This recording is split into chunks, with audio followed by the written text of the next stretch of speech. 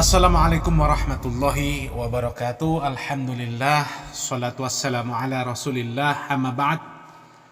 Kaum muslimin yang dirahmati oleh Allah subhanahu wa ta'ala, kita bersyukur dengan semakin berkembang pesatnya dakwah sunnah saat ini, yang tersebar hampir di seluruh daerah yang ada di negeri ini. Bahkan bisa jadi sudah tersebar di seluruh daerah di negeri ini. Bahkan mungkin sampai tersebar sampai di daerah-daerah pelosok atau daerah terpencil. Dan tentu semua itu dicapai atas pertolongan Allah subhanahu wa ta'ala. Dan juga tersebarnya dakwah di negeri ini tentu tidak lepas dari berbagai ujian atau cobaan yang harus dihadapi oleh para da'i atau mungkin para penggerak dakwah sunnah yang mulia ini. Mulai dari cobaan-cobaan berupa fitnah yang dilontarkan oleh para pembenci dakwah yang hak ini, bahkan sampai dengan perlakuan-perlakuan yang tidak baik. Dan pembenci dakwah sunnah ini memang datang dari berbagai macam arah. Mulai dari orang-orang kafir, orang-orang munafik, maupun dari kalangan kaum muslimin sendiri karena keterbatasan pengetahuan mereka tentang dakwah sunnah yang mulia ini. Bahkan para pembenci dakwah sunnah yang mulia ini rela melakukan apapun dalam usahanya untuk membendung dakwah sunnah ini agar terhenti atau agar tidak tersebar, agar tidak sampai kepada umat. Salah satunya adalah cuplikan video berikut ini. Hei, mau kemana ente? Ini mau ke acara mulutan, Pak. Loh, maulitan itu gak boleh, bid'ah itu. Gak boleh, di zaman Rasulullah itu gak ada itu yang namanya maulitan. Dan ini dalilnya, kullu bid'atin dalalah wa kullu dalalatin finnar. 2000 years later. Nah, ini kan orangnya yang kemarin nyalain saya waktu saya mau ke maulidan. Kalian berdua mau kemana? Ana mau menghadiri acara memperingati perjuangan guru kami, Muhammad bin Abdul Wahab dan Syekh Albani. Oh, kalau pergi ke acara maulid Nabi sesat, bid'ah, masuk neraka. Kalau pergi ke acara guru sendiri nggak sesat, nggak bid'ah, nggak masuk neraka. Kalian waras apa enggak? Model-model kayak kalian gini nih yang buat Islam rusak dari dalam.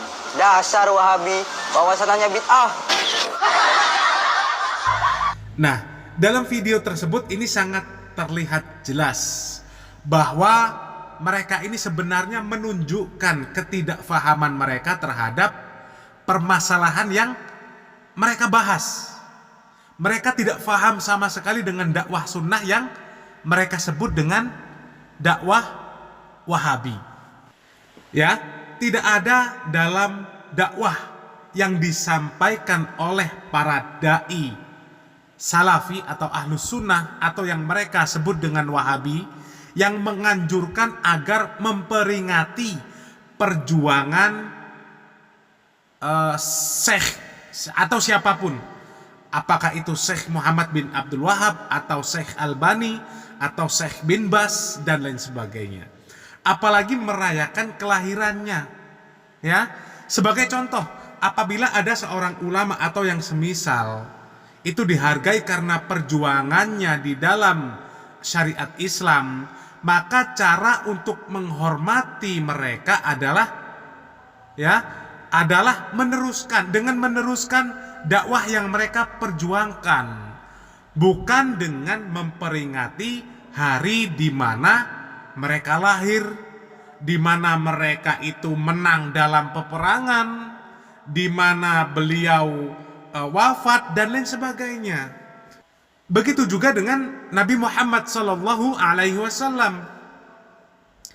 Cintanya kita kepada beliau adalah dengan mengamalkan apa yang beliau perintahkan, terutama perkara-perkara yang wajib, dengan mengikuti cara yang sudah diajarkan oleh beliau Rasulullah Shallallahu Alaihi Wasallam, di mana apa saja yang beliau perintahkan dan ajarkan semuanya difahami dan dipraktekkan oleh para sahabat radhiyallahu anhum ajma'in. Kita tinggal mengikuti saja. Mereka generasi terbaik, paling faham terhadap perintah Allah dan Rasulnya, generasi yang paling sempurna di dalam keimanan, keilmuan, dan amaliyah mereka. Mereka yang paling semangat di dalam berlomba-lomba mengamalkan syariat Islam yang mulia ini.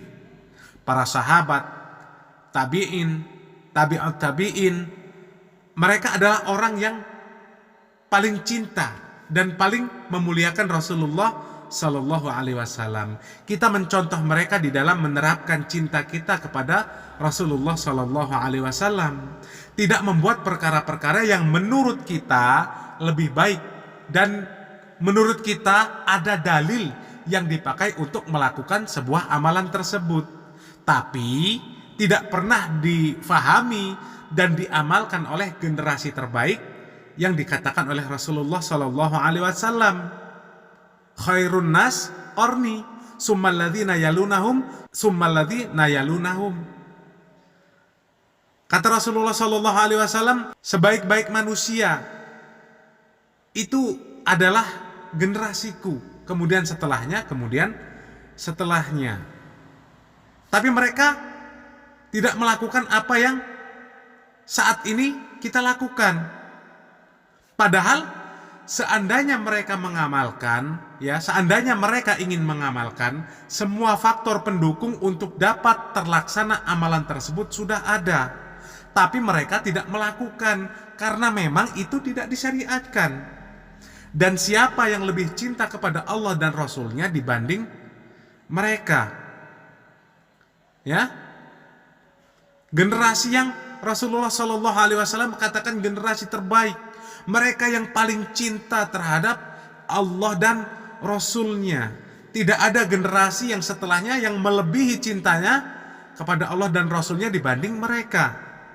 Dan itulah yang didakwahkan oleh para da'i sunnah atau salafi, atau yang disebut dengan julukan wahabi oleh para pembenci dakwah sunnah itu, agar kita dalam beragama ini mengikuti pemahaman para sahabat dan generasi setelahnya yang dikatakan oleh Rasulullah Sallallahu Alaihi Wasallam generasi terbaik, mengamalkan apa yang disyariatkan dan meninggalkan perkara-perkara bid'ah yang mengurangi atau bahkan dapat merusak kesempurnaan agama Islam yang mulia ini. Tapi syaitan tidak pernah menyerah dalam berusaha menyesatkan manusia. Mereka membisikkan kepada orang-orang agar membenci dakwah sunnah yang mulia ini, agar manusia menjauh dari dakwah yang hak ini. Mereka memberikan nama-nama atau julukan-julukan kepada dakwah sunnah ini dengan berbagai macam sebutan yang seharusnya tidak patut dialamatkan kepada saudara sesama muslim, seperti sebutan Wahabi tanduk syaiton, Wahabi teroris, kadrun, jidat gosong, jenggot kambing, kaum cingkrang, dan lain sebagainya.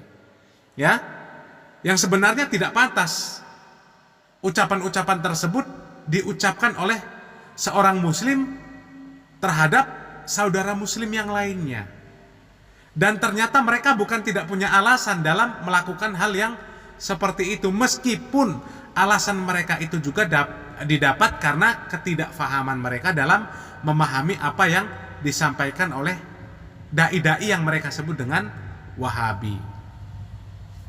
Misal ketika ada dai sunnah yang menjelaskan tentang permasalahan bid'ah dengan disertakan dalil-dalil secara detail bahwasanya perbuatan bid'ah itu dilarang dan merupakan sebuah amalan tanpa tuntunan, dan itu sebuah kesesatan dan pelakunya diancam masuk neraka. maka kemudian mereka memahami bahwa mereka sudah disesat-sesatkan, kemudian mereka merasa telah divonis masuk neraka, dan lain sebagainya. Kemudian ketika menjelaskan tentang kesyirikan, di mana kalau melakukan kesyirikan yang besar maka pelakunya dapat keluar dari Islam, kemudian mereka pun merasa telah dikafirkan. Ya, mereka merasa telah dikafirkan. Maka keluar juga statement dari mereka bahwasanya orang-orang salafi atau dai-dai salafi ini gemar membid'ahkan, menyesatkan, bahkan sampai dengan mengkafirkan. Na'udzubillah min dzalik. Padahal kalau dilihat dari kajian-kajian yang ada dari para dai-dai sunnah salafi atau yang disebut dengan wahabi, itu mereka hanya menjelaskan. Tidak pernah salafi menyesat-nyesatkan orang, apalagi sampai kemudian mengkafirkan. Misal menjelaskan hadis tentang bid'ah. Fa inna asdaqal hadits kitabullah wa ahsanul hadi hadyu Muhammadin sallallahu alaihi wasallam wa syarrul umuri muhdatsatuha wa kullu muhdatsatin bid'ah wa kullu bid'atin dhalalah wa kullu dhalalatin finnar. Sesungguhnya sebenar-benarnya perkataan adalah kitabullah, dan sebaik-baik petunjuk adalah petunjuk Rasulullah sallallahu alaihi wasallam, dan seburuk-buruk perkara adalah perkara yang diada-adakan, dan setiap perkara yang diada-adakan itu adalah bid'ah. Setiap bid'ah adalah kesesatan, dan setiap kesesatan tempatnya di neraka. Hadis riwayat An-Nasa'i. Para dai menjelaskan dengan gamblang tentang permasalahan dan bahayanya perkara bid'ah ini. Betapa banyak orang yang lebih memilih untuk mengamalkan amaliyah-amaliyah bid'ah dibanding mengerjakan sebuah amaliyah yang jelas ada perintahnya. Bahkan sebuah kewajiban, semisal sholat, menutup aurat, dan lain sebagainya. Dan ini realita yang bisa kita saksikan di lingkungan kita. Tidak bisa kita pungkiri.